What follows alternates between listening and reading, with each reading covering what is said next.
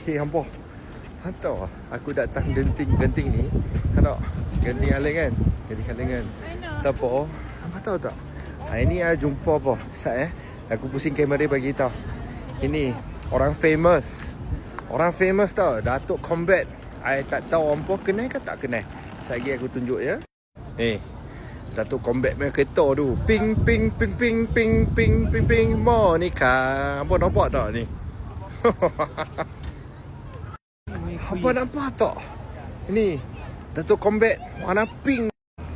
Hampa nampak tak yang ni? Ping ping ping ping ping Monica. Yang ni famous, orang famous. Dekat KL pun ramai dah kenal dia dah. Ni aku dah genting ni, aku jumpa. Lepas tu aku buat konten ni. Tengok kat Genting Highland ni, David kat Genting Highland. So hampa, siapa-siapa duduk Genting, ada kerja di Genting, nak apply dengan David, boleh apply kat bawah sini. Ada satu beg biru. So David Genting cover juga. So hampa duduk sini, kerja polis bantuan ke apa-apa, nak apply dengan David, boleh juga. Hampa main tekan apply, lepas tu isi yang borang-borang tu. Okay, David akan datang sini, jumpa kat orang. Okay, hampa, bye-bye.